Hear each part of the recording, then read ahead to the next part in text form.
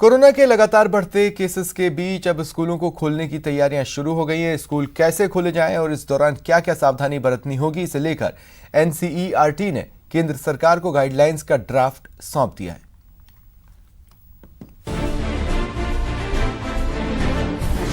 Corona के case बढ़ रहे लगातार, स्कूल खोलने पर भी हो रहा विचार। एनसीईआरटी ने किया 6 फेज का प्लान तैयार। Odd even formula, roll number होगा आधार। लेकिन सबसे बड़ा सवाल, क्या हम पूरी तरह हैं तैयार? 8 जून से अनलॉक 1 का दूसरा फेज शुरू होने के बाद बाजारों में चहल पहल बढ़ गई है। शॉपिंग मॉल की रौनक भी लौटने लगी है। मेन रोड पर चले आइए तो बिल्कुल नहीं लगेगा कि हम कोरोना के खतरे के बीच जी रहे हैं। कहीं कहीं से आई लापरवाही की तस्वीरें तो खौफ पैदा कर रही हैं। कोरोना केस के आंकड़ों पर नजर डालें तो अब देश भर में रोज 10,000 के करीब केस बढ़ रहे हैं। कम्युनिटी स्प्रेड की आशंका भी जताई जाने लगी है। लेकिन इन सब के बीच अब सरकार ने स्कूलों को खोलने की तैयारियां भी शुरू कर दी हैं और इसके लिए एनसीईआरटी ने 6 फेज वाले प्लान का ड्राफ्ट भी केंद्र सरकार को सौंप दिया है। इस ड्राफ्ट में 6 चरणों में स्कूल खोलने के साथ साथ तमाम गाइडलाइंस भी हैं, जिसका पालन बेहद जरूरी बताया गया है। ड्राफ्ट के अनुसार एक कक्षा के बच्चों को एक साथ स्कूल नहीं बुलाया जाएगा।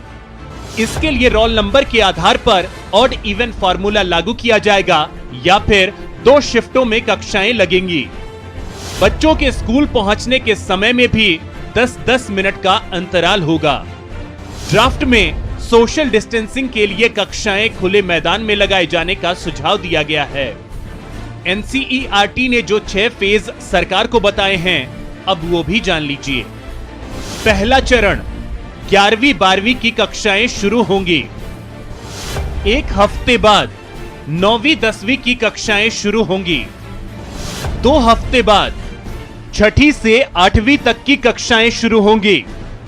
3 हफ्ते बाद तीसरी से 5वीं तक की कक्षाएं शुरू होंगी। 4 हफ्ते बाद पहली दूसरी की कक्षाएं शुरू होंगी। 5 हफ्ते बाद अभिभावकों की सहमति से ही नर्सरी केजी की कक्षाएं शुरू की जा सकेंगी।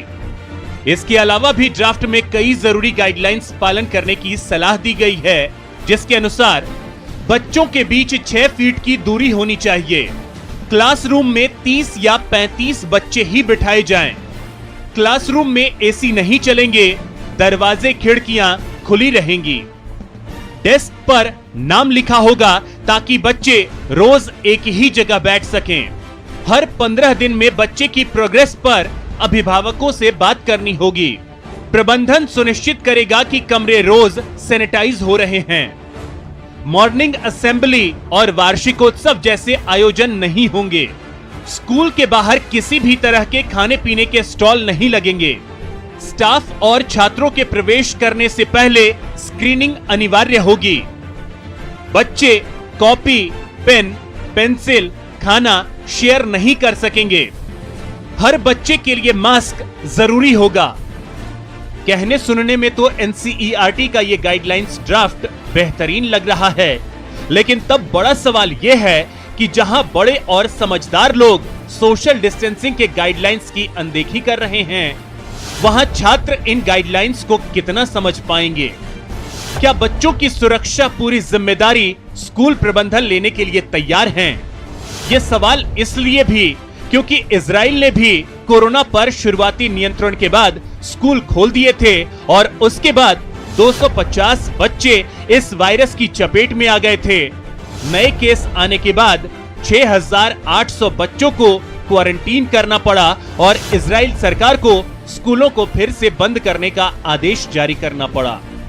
इसमें कोई शक नहीं कि कई महीनों से स्कूल बंद होने के कारण बच्चों की शिक्षा पर असर पड़ रहा है।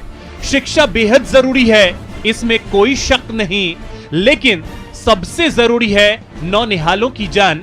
इसलिए स्कूलों को खोलने से पहले यह देखना होगा कि इसके लिए हम कितने तैयार हैं। Bureau report, news 18 Rajasthan. फिलहाल इतना ही। नमस्कार।